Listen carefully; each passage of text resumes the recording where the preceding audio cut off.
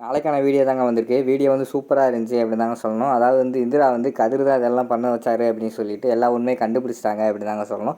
இன்னொரு பக்கம் பார்த்தா நம்ம காவியா கேரக்டர் வந்து ஒருத்தவங்க சேஞ்ச் பண்ணிட்டாங்க. அது யாருன்னு பார்த்தா இதயம் சீரியலில் வந்து லதாவை வந்தாங்கல்ல, அவங்க தான் இனிமேல் காவியாவை நடிக்க போகிறாங்க அப்படின்னு தாங்க சொல்லணும். அது மட்டும் இல்லாமல் இன்னொரு ட்விஸ்ட் என்னன்னா, நம்ம ரோஷினி வந்து கதிரோட வீட்டுக்கே வந்துட்டாங்க அப்படின்னு தாங்க சொல்லணும். அதெல்லாம் பார்க்குறதுக்கு நம்ம சேனலை மட்டும் மறக்காமல் லைக் அண்ட் சப்ஸ்கிரைப் மட்டும் பண்ணிங்க. ஃபஸ்ட்டு எடுத்தோடனே நம்ம கௌதம் வந்து அந்த ஃபோட்டோ எடிட் பண்ணால அவனை பிடிச்சி வச்சுக்கிட்டு சொல்கிறா, உண்மை சொல்கிறா, யாரா இதெல்லாம் உன்னை பண்ண சொன்னா அப்படிங்கிற மாதிரி வந்து விடாமல் பிடிச்சி கேட்டுக்கிட்டு இருக்கிற மாதிரி தான் காட்டிக்கிட்டு இருக்காங்க. உடனே கதிர் வந்து உள்ள நுழைஞ்சு அவன் தான் சொல்லிட்டான்ல, கோவத்தெல்லாம் சொன்னேன்னு பண்ணினேன்னு சொல்லிட்டான்ல, அவனை பிடிச்சி ஏன் இப்படி டார்ச்சர் பண்ணிக்கிட்டு இருக்க, அவனை விடு முதல்ல அப்படிங்கிற மாதிரி சொல்கிறாங்க.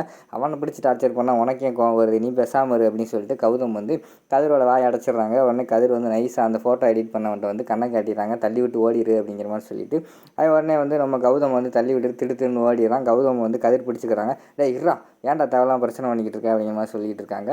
உடனே வந்து நம்ம கௌதம் வந்து சொல்கிறாங்க, நம்ம பேசாமல் போலீஸ் ஸ்டேஷனில் போய் கம்ப்ளைண்ட் கொடுத்துருவோம் அப்படிங்கிற மாதிரி சொல்கிறாங்க.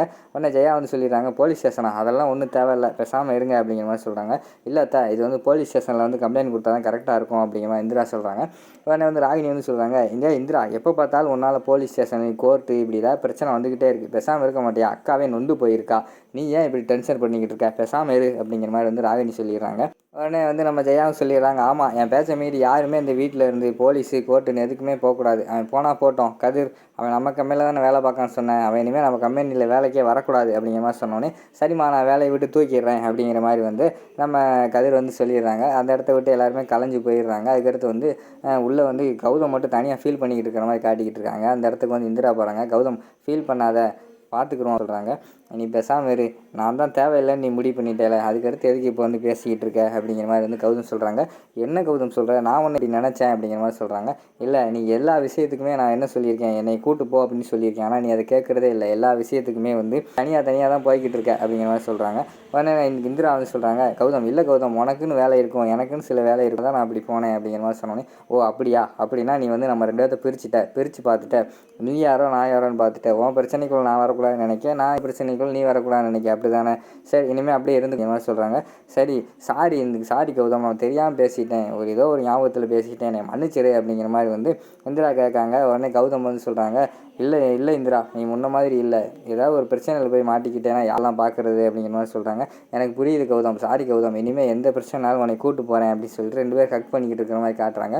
அடுத்த சீனில் வந்து நம்ம கதிர் வந்து மாடியில் சிகரெட் அடிச்சுக்கிட்டே வந்து ஃபீல் பண்ணிக்கிட்டு இருக்காரு. சார் என்ன பண்ணாலும் வந்து இந்திரா வந்து தப்பிச்சிடுறாளே, நம்மளும் என்னென்னமோ திட்டம் போடுறோம், கடைசி நேரத்தில் அவள் ஜெயிச்சிடுறாளே, என்ன பண்ணலாம் அப்படின்னு சொல்லிட்டு யோசிச்சுக்கிட்டே இருக்காங்க. அந்த நேரத்தில் பின்னாடி வந்து இந்திரா வந்துடுறாங்க. இந்திரா வந்தோடனே சிகரெட்டை கீழே போட்டு முடிச்சுட்டு, நீதானா, உனக்கு என்ன வேலை இங்கே அப்படிங்கிற மாதிரி வந்து நம்ம கதிர் கேட்காங்க. உடனே இந்திரா வந்து சொல்கிறாங்க, என்ன மாமா இப்படி பதட்டப்படுறீங்க, நான் சும்மா தானே வந்தேன் அப்படிங்கிற மாதிரி சொல்கிறாங்க. சரி என்ன விஷயம் சொல்லு அப்படிங்கிற மாதிரி கேட்காங்க. இல்லை நான் என்னமோ உங்களை வந்து நீங்கள் தான் அந்த ஃப்ளெக்ஸ் போர்டு அடிக்க கொடுத்த மாதிரி, அதை ஒட்ட சொன்ன மாதிரி, எல்லா ஏற்பாடு நீங்கள் தான் பண்ண சொன்ன மாதிரி வந்து நீங்கள் என்ன இப்படி பதட்டப்படுறீங்க, நீங்கள் எல்லாம் அப்படி பண்ணலையா அப்படிங்கிற மாதிரி சொல்கிறாங்க. இங்கே பாரு, நான் எதுக்கு அப்படி பண்ணேன் அப்படிங்கிற மாதிரி வந்து நம்ம இவர் கேட்டுக்கிட்டு இருக்காரு, கதிர் கேட்காரு. அடுத்து வந்து நமக்கு இந்திரா வந்து சொல்லிடுறாங்க, வாயை மூடுங்க, ஒரு தம்பியோட பொண்டாட்டி இப்படியெல்லாம் பண்ண தோணுது, உங்களுக்கெல்லாம் கொஞ்சமாவது அறிவு இருக்கா அப்படிங்கிற மாதிரி சொல்கிறாங்க. என்ன பண்ணுற அப்படிங்கிற மாதிரி சொல்கிறாங்க. எனக்கு எல்லாமே தெரியும், அந்த இடத்துல அந்த அந்த என்னை பிடிச்சிட்டு வந்தேன்ல, அந்த ஃபோட்டோ எடிட் பண்ணவனோட ஃபோனை செக் பண்ணி பார்த்தா அவங்களோட ஃபோன் தான் அதிகமாக வந்திருக்கு, அது மட்டும் இல்லாமல் அந்த ப்ரெஸ்ஸுக்கு வெளியில் உங்கள் கார் நின்றுக்கிட்டு இருந்துச்சு, எல்லாத்தையுமே நான் பார்த்துட்டேன் அப்படிங்கிற மாதிரி சொல்கிறாங்க. ஆமாடி நான் தான் பண்ணேன், நீயும் உங்கள் அக்காவும் இந்த வீட்டை விட்டு போனால் தான் எனக்கு நிம்மதி அப்படிங்கிற மாதிரி சொல்கிறாங்க. நீங்கள் என்னைனாலும் சரி, எங்கள் அக்காவனாலும் சரி, எதுவுமே உங்களால் பண்ணவே முடியாது அப்படிங்கிற மாதிரி சொல்லிவிட்டு அந்த இடத்துல சபதம் விட்டுட்டு போகிற மாதிரி காட்டிக்கிட்டு இருக்காங்க. அடுத்து வந்து எல்லாருமே காலையில் உட்காந்துக்கிட்டு இருக்கிற மாதிரி காட்டிக்கிட்டு இருக்காங்க. நம்ம வழக்கம் போல் வந்து இவங்க வந்து ஆரம்பிச்சிட்டாங்க, ராகினி இந்த வீட்டில் வர பிரச்சனை எல்லாத்துக்குமே காரணம் வந்து இந்திரா தான் அப்படிங்கிற மாதிரி சொல்ல ஆரம்பிச்சிடுறாங்க. என்ன எல்லாத்தையுமே இந்திரான்னு சொல்லிக்கிட்டு இருக்கீங்க அப்படிங்கிற மாதிரி கௌதம் சொல்கிறாங்க. உடனே கதிர் வந்து ஆமாடா, அவன் பொண்டாட்டி தான்டா எல்லாத்தையும் பண்ணிக்கிட்டு இருக்கா அப்படிங்கிற மாதிரி சொல்கிறாங்க.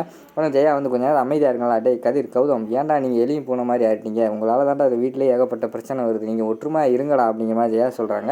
உடனே ராகினி வந்து சொல்கிறாங்க, அது எப்படிக்கா இருப்பாங்க, கௌதம் வந்து இந்திராவுக்கு எது சொன்னாலும் இந்திராவுக்கு சப்போர்ட் பண்ணி பேசுகிறான், அது வந்து கதிருக்கு பிடிக்க மாட்டேங்குது, அதனால் கதிர் வந்து எடுத்து பேசுகிறதுனால சண்டை வருது அப்படிங்கிற மாதிரி வந்து 2 பேர் பேசிக்கிட்டு இருக்கிற மாதிரி காட்டுறாங்க.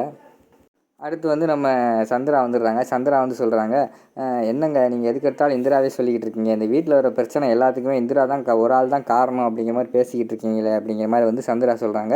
உடனே ஜெயா வந்து சொல்கிறாங்க, ஆமாம் சம்பந்தி, எல்லாத்துக்குமே காரணம் இந்த இந்திரா தான், இந்த இந்திராவால் தான் 1008 பிரச்சனை வருது, இந்த இந்திரா இந்த வீட்டுக்கு வந்த பிறகு தான் இந்த குடும்பமே போலீஸு கேஸு எல்லாத்தையும் சந்திச்சுக்கிட்டு இருக்கு, இந்த இந்திரா தான் காரணம் அப்படிங்கிற மாதிரி சொல்கிறாங்க.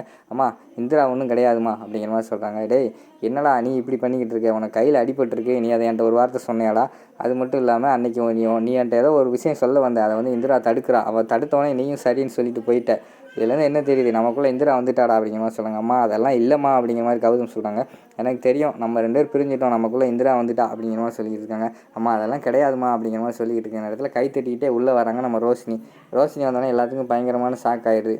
என்ன கதிர், என்னமோ நீ வீட்டில் ராஜா வாழ்க்கை வாழ்வேன்னு நினச்சா உன் பொழப்பு இப்படி பொழப்புக்கு சிரிச்சுக்கிட்டு இருக்கே அப்படிங்கிற மாதிரி சொல்கிறாங்க.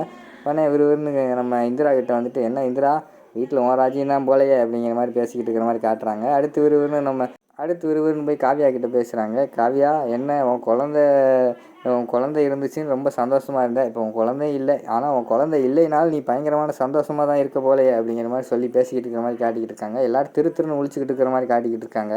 அதோட பார்த்திங்கன்னா அந்த எபிசோடை வந்து முடிச்சிடுறாங்க.